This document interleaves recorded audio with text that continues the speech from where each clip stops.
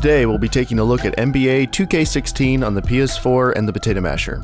If you don't know, the Potato Masher is a $375 PC custom built in 2014 and designed to compete with the PS4 for the rest of its life cycle.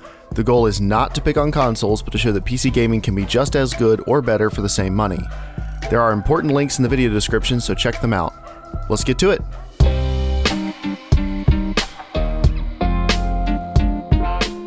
If it's not obvious already, I don't know much about basketball and I've never played an NBA game. If you'll indulge some seriously subpar gameplay, let's take a look at the graphics. The PS4 runs the game at 1080p 60 FPS except for in between plays and during warm-ups when the game locks itself to 30. The Potato Masher is able to play the game with everything on high and at 60 FPS except for the same areas where it is also locked to 30 FPS. On the Masher, the settings are closer to very high, with the only things that are turned down for maximum being shaders and anti-aliasing. Neither platform has a hard time running the game, and both look good. The Masher does have higher quality reflections and deeper shadows, which are visible in most of the comparison footage. The PS4 does look great on its own, with the differences only being apparent when the two are compared side by side. PS4 does look a little bit flatter. The only significant issue on the PS4 is the bokeh or depth of field effects utilized in between plays. While both platforms have an unrealistically high amount of background blurring, the PS4 uses a lower quality version that creates a halo effect around the characters in the foreground. There's also a healthy amount of artifacting around the characters from this effect. This footage is slowed down to make it easier to see, so it does look a little better than this in normal gameplay. That was the only thing that stood out as being subpar. Shadows are normally a weak point for the PS4, and they are fine here. So is the amount and quality of the anti-aliasing. No settings need to be turned down to play online at the same stable frame rate, which is rare in most games. The Masher does hold a slight visual edge, but neither platform has anything to be embarrassed about.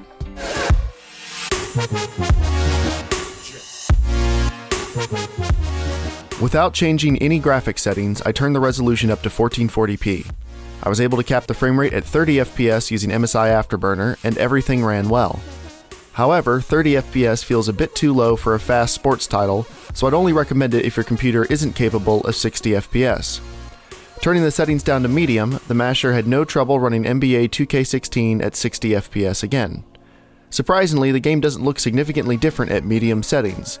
The reflections are noticeably lower quality, but still pretty good. For 4K, I was able to keep medium settings and cap the frame rate to 30. While it ran great and the amount of detail on screen is very impressive, 30 again feels a little too low. To achieve 60 FPS at 4K, I first tried low settings, but the frame rate struggled in the 40s. Turning everything down to very low, the Masher easily handled 60 FPS. However, very low looks pretty bad. The crowds are totally gone, as are reflections and complex shadows. You could of course do a blend of very low and low settings and probably get some of that detail back if you wanted to game at 4K on a computer that costs less than the monitor you're using to game on. It's easy to understand why it's so hard to run the game at 4K. Here, to scale, is the PS4 running the game at 1080p.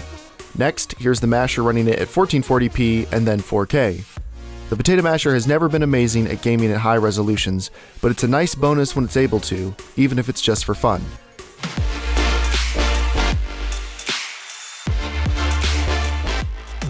NBA 2K16 might be a great game.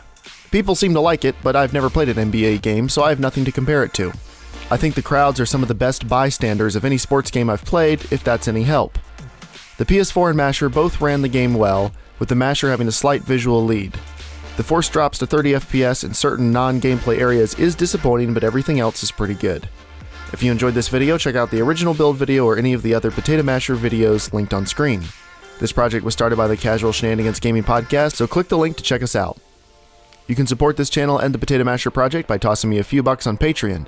It helps me test new games quicker and better, and I'm trying to save up as much as I can to be ready to make a PS4 Neo killer if that's necessary. So, thank you to everybody who supports me already. Thanks for watching, and I'll see you next time.